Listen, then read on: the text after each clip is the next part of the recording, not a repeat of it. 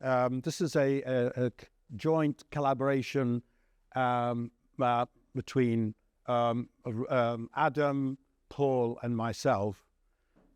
Any flaws or mistakes in the presentation, please blame them.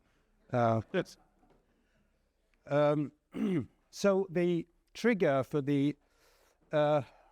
thinking about the biopsychosocial model came from this book. This was published in 2019, Bolton and Gillett, and this is the first detailed treatment of the biopsychosocial model for many years, and it's a detailed philosophical and scientific review of the biopsychosocial model. So we got interested in this, especially because Bolton and Gillett never mentioned evolution very much, and we thought that was a gap in this particular work. The origin of the biopsychosocial model actually comes from George Engel. George Engel is an American physician and psychiatrist who wrote 2 papers. That's all he did, just wrote 2 papers, 1977 and 1980. And they're not particularly long papers, and that actually is the basis for what we, for the term and the model, which is the biopsychosocial model. He never wrote a book or any philosophical analysis of what he meant by the biopsychosocial. What got Engel interested is that he was critical of the what have I done? Okay. How do you use the laser? The middle button. The middle button. Ah, yes, okay. So he was critical of the biomedical model. Just want to say a little bit about the biomedical model. This has its roots in 19th century scientific medicine, and it was first introduced into medical literature in Britain in 1923 in Dorland's Medical Dictionary. The definition of the biomedical model was the practice of medicine guided by physiology and biochemistry. So it was a very restricted concept of disease and illness, which led to great successes certainly with infectious diseases and acute diseases, and the prototype of it is the germ model of disease, which obviously has led to breakthroughs and saved millions of lives through specific tests and diagnoses and future later treatments, which was the basis then of scientific medicine and still is. But the successes of the biomedical model in chronic disease has been less impressive, and it seems that the low-hanging fruits are no longer there. Its early successes have not been matched by later advances. The biomedical model came late to psychiatry. It didn't actually become visible until the second half of the 20th century, and that's probably mainly due to the influence of psychoanalysis on psychiatry, which was dominant in the first half of the 20th century, by which time, in fact, there were very few breakthroughs that were possible. So neurosyphilis had already been diagnosed and and treated. And, the cases of neurosyphilis were ubiquitous in all mental asylums throughout the world. But with the discovery of specific tests and treatments, which were very simple and straightforward, just give them penicillin and it worked. And the promise that there were going to be dozens and dozens more of the same kind of conditions, such as neurosyphilis, that would explain mental disorder, never materialized. And now, of course, no one expects breakthroughs of that kind. So George Engel was dissatisfied with the medical model, and think of the medical model as actually the broken machine model or the broken brain model that Daniel talked about yesterday, but in the narrowest sense of the word. It's the broken machine. The internal workings of the body are not doing their job. That's it. That's really what it is. So what George Engel claimed is that the biomedical model only applies the levels below the individual person, and it is completely ignorant of the effects above the level of the person.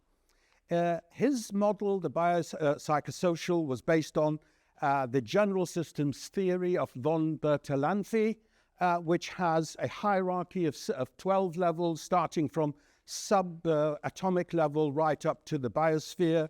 Each level is in the hierarchy is a dynamic whole. Engel wasn't very concerned about precise definitions of the bio, the psycho, and the social. I think what we can reasonably suggest here is that what he wanted, it was to reintroduce subjectivity and subjective experience back into the concept of disease and disorder, and also the interpersonal level, which is the social, back into, which were there prior to scientific medicine. But then with the biomedical model and scientific medicine adopting the narrow definition of disease, these areas were banished. So he reintroduced them. So he was unconcerned about the precise definitions, and his main point was that there should be a proper understanding of ill health that requires attention to the person's psychological and social state. And think of psychological as the subjective and the social state as the interpersonal level. Okay, so the biopsychosocial model observes that even a perfect understanding of the neurobiological changes associated with mental disorder, such as depression, could still miss basic and important information about the causes of such changes without knowledge of the social context. I think that's completely uncontroversial. I think everyone would in this room would accept that. So that we can only understand phenomena such as the placebo response within this framework. We really cannot understand the placebo response within a biomedical model, because it occurs at the interpersonal level. And that's, again, obvious. So many would consider the biopsychosocial model to be largely uncontroversial and an advance over the reductionistic biomedical model. This is a schematic representation of how it works. Physical factors, psychological factors, social factors lead to disease. But from the word go, the biopsychosocial model has been subject to severe criticism on many grounds, philosophical and scientific. I've listed here some of the major critics. McLaren has been. So it's that 5 minutes. Ooh, okay. The kind of criticism is that it's devoid of scientific content, that it leads to unprincipled eclecticism. It's vague.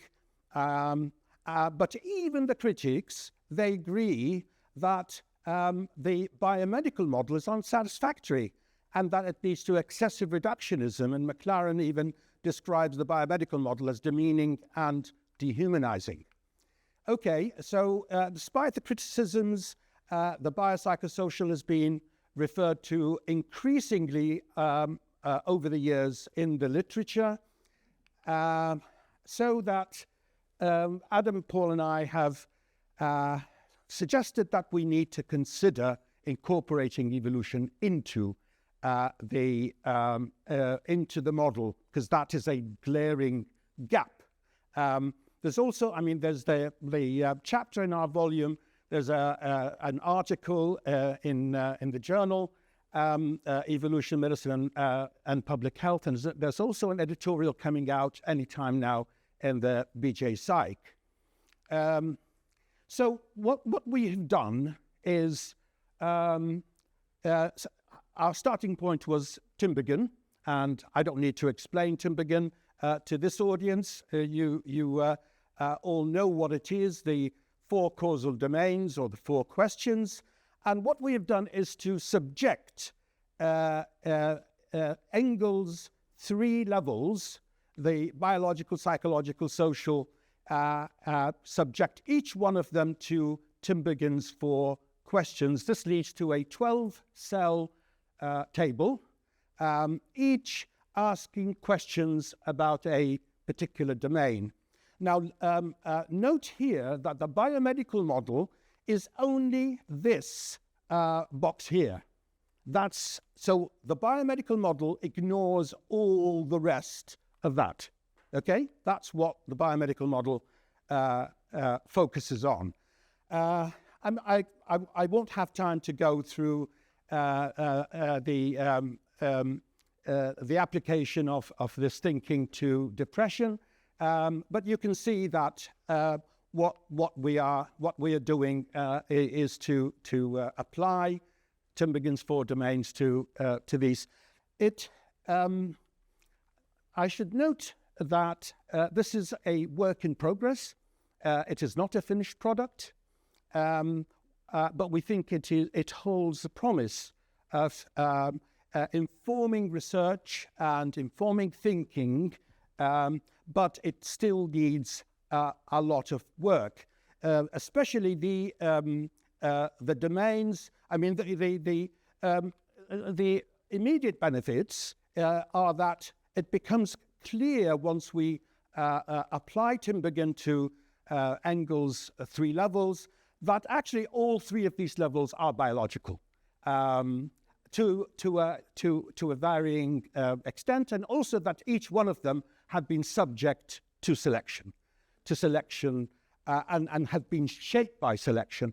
But what is psychological and what is social becomes blurred once we look at them in this way. So more work needs, more conceptual work needs to be done on exactly how we distinguish between the social and the psychological. For instance, we talked about pair bonding in the previous session. What do we class pair bonding as? Is it interpersonal or is it psychological? And obviously it's both. And where there is a problem in the capacity, in that particular human capacity, then it's not entirely easy to put it in one box or another. So the benefits of the evo-psychosocial model is that it embeds the biopsychosocial firmly into the life sciences by combining Tinbergen's 4 causal domains with the 3 levels of Engel's BPS. It provides the opportunity to uncover processes and levels of interaction that would otherwise remain hidden, and that there's potential for future novel avenues for theorizing, research, and interventions on disease and disorder.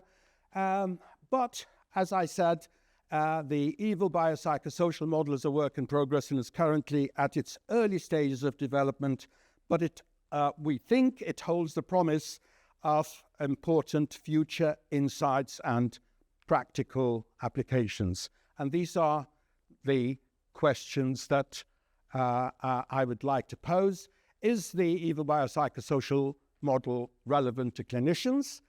If so, how? If not, is there a better, simpler, more effective way of incorporating evolution or evolutionary principles into the biopsychosocial model? And can the Evobiopsychosocial model advance research and understanding of mental disorders, and if so, how? Thank you very much.